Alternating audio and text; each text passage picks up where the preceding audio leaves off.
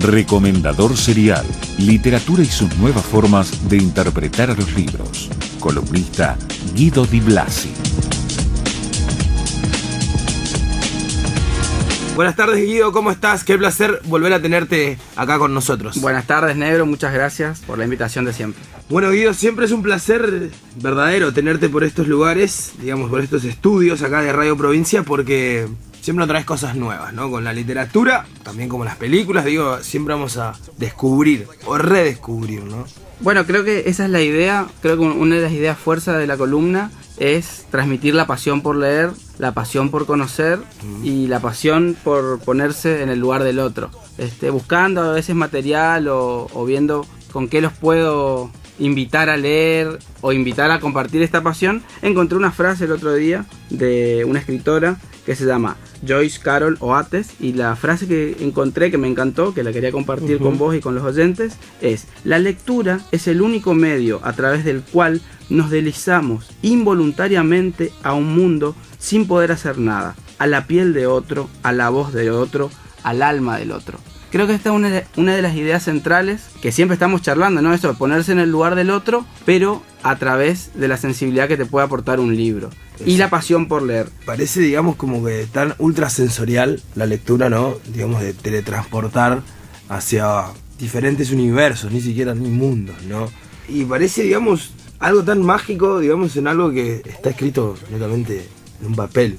Y algo que está, digamos, al alcance de todos, ¿no? Porque no hace falta, si uno no tiene dinero, puede ir a una biblioteca, claro, puede pedir prestado un libro al que desea prestar libros, ¿no? También porque eso es otro tema. Ese es un tema para, sí. aparte del tema de prestar libros, dice que están los que prestan y los que no devuelven. Claro. Pero bueno. Esos son los más peligrosos, los segundos, ¿no? Exactamente. Bueno, también pensando un poco lo que fuimos haciendo hasta ahora, que es diferentes formatos para tratar de atrapar nuevos lectores, o que lectores que se consolidan en un formato leen novela o leen cuentos, pero no leen otra cosa, invitarlos a que lean otro formato. Hasta ahora recorrimos la novela, el cuento, incluso contamos un cuento que contenía un poema que disparaba, ¿te acordás? Sí, me acuerdo. El poema multiplicar los muelles no disminuye el mar. Recorrimos también otro formato que compartimos el gusto, que son las crónicas. Claro. Y hoy traje un género poco conocido y poco explorado, es la novela gráfica. ¿Puedes contarnos más o menos cómo se genera la novela gráfica, bueno, digamos, en un escritor, digamos, cómo llega el proceso? Es un formato que es acuñado en Estados Unidos, el concepto novela gráfica, y que tiene que ver con que algunos historietistas, autores de cómics, querían contar más cosas que una tira, o sea, que algo corto en un diario o en revistas tipo cómics. Entonces, querían contar una historia más larga o una historia más densa. Claro. O sea, no graciosa o no de superhéroes, sino historias de vida, autobiografías, y hacían una historia larga en un libro. Entonces, a este formato se le empezó a llamar novela gráfica. Hay dos novelas gráficas icónicas. Sí. Una es Maus, que es la que quería contarte hoy, que me parece que es una obra de arte, es brillante.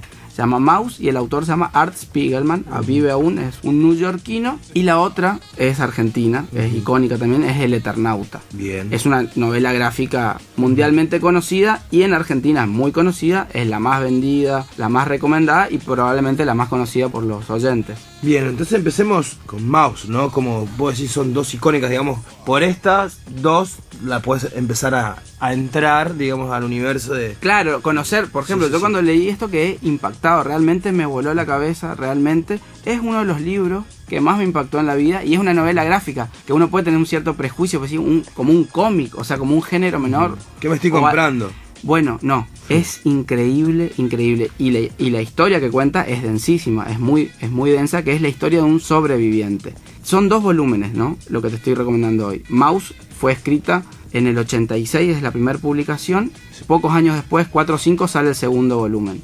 Causó una revolución en el mundo de los libros, se vendió muchísimo, causó mucho revuelo. Incluso le dieron un premio al autor, el Pulitzer. Le dieron el Pulitzer. Bueno, la cuestión que cuenta la historia es la historia del padre de Art, que se llama Vladek, y que es un sobreviviente al Holocausto, a los campos de exterminio de la Alemania nazi.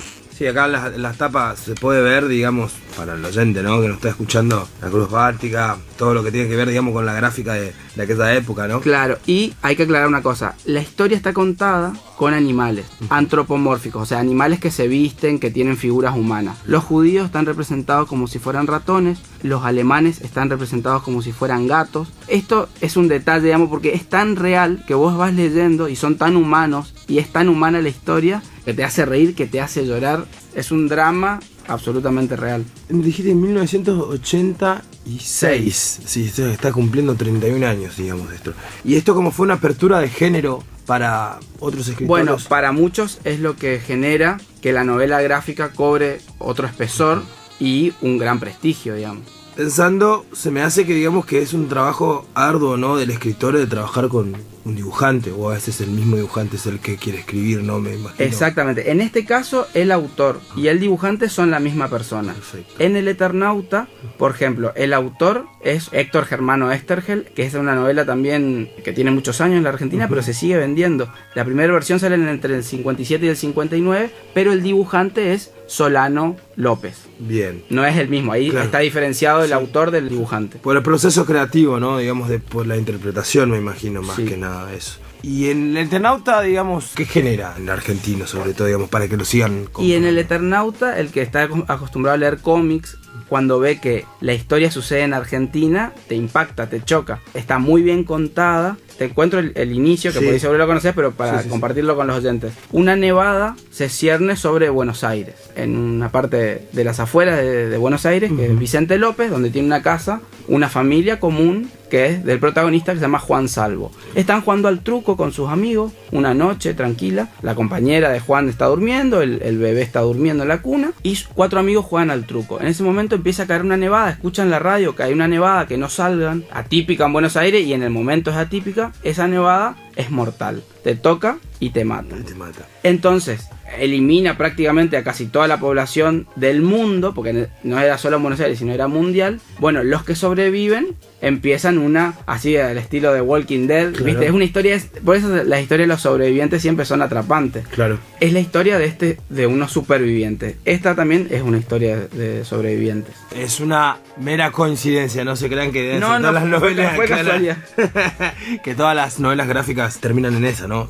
También la calidad, ¿no? Que sobresale, digamos, en cuanto al vuelo literario, me quiero imaginar, de los dibujos. Es muy importante poder resaltar, digamos, que ultrasensorial. Bueno, te ¿no? cuento, el Como trabajo... contaste recién, como los personajes hechos animales y demás, digamos, todo es muy icónico. Bueno, el trabajo de archivo Ujú. a Art Spiegelman le llevó casi 10 años. 10 años estuvo trabajando, bocetando, dibujando, encontrando los gráficos que querían. Tiene varios planos, eso tengo que decirlo. ¿Varios planos en qué sentido? Es, la historia transcurre él hablando con su padre, como si fuera una entrevista. Papá, ¿cómo fue que te conociste con mamá? Viejo, contame, ¿cómo fue que entraste al ejército? ¿Qué era Claro. esto? Que yo no sabía, con un tipo, un treintañero preguntándole al padre, ¿por qué no me contaste? Y bueno, y eran historias muy difíciles de contar. Entonces le va contando cómo conoce a su mamá, cómo entra al ejército, cómo participa en la Segunda Guerra Mundial, cómo va a los campos de Auschwitz, de Birkenau, cómo se sumerge en el horror, digamos, Claro. y cómo sobrevive al horror, cómo viaja a Estados Unidos, cómo sobrevive a eso, vive en Europa un tiempo, viaja a Estados Unidos, y ahí nace Artie, y Artie es un neoyorquino de los 60. Claro. Y trae todo su contexto, porque acá dice que Spiegelman nació en 1948, ¿no? Y está hablando de esa Polonia en 1944. Entonces, como que tiene todo ese bagaje cultural, ¿no? Y que está transmitido en esto. Y como última, Guido, que te voy a preguntar, bueno, el Eternauta también fue ícono dentro, digamos, del gobierno anterior, ¿no? Saliente. Lo utilizaron mucho el Eternauta, ¿no? Como figura en algunas facciones, ¿no? Me parece que lo que tiene el Eternauta, porque también al ser una historia de un sobreviviente, es una historia épica, digamos, hay un héroe. Pero el héroe, Juan Salvo, él reivindica al héroe no como alguien individual, sino que para él lo dice, el único héroe válido es el colectivo, cuando todos se juntan y combaten, en este caso a los invasores, que eran extraterrestres, y los héroes no son, en ese caso no eran ni los militares, ni las fuerzas de seguridad, sino que eran los propios civiles, la propia ciudadanía, que toma el cargo de la defensa de la Argentina, y de la humanidad en este caso, digamos. Ellos se organizan también con el ejército, pero los líderes se vuelven naturalmente los civiles más heroicos y más humanos que piensan en los otros y no en salvarse por sí mismos, digamos. Total. O sea, para personas acertadas que le gustan mucho los cómics y le gustan mucho los gráficos y los dibujos, digamos, este es una hermosa forma de conocer historias, qué sé yo. Cometas en el cielo de Khomeini se hizo novela gráfica. Persépolis, una historia que transcurre en Irán, una muy conocida en Palestina, digamos, historias densas. Uno no está acostumbrado a conocer, incluso en la literatura más comercial o común, la puede conocer a través de este género que es la novela gráfica. Así Perfecto. que no se pierdan Maus y El Eternauta, que son las dos recomendaciones fuertes de hoy. Guido, muchas gracias. No, gracias a vos. Literatura y sus nuevas formas de interpretar a los libros. Recomendador serial, Guido Di Blasi.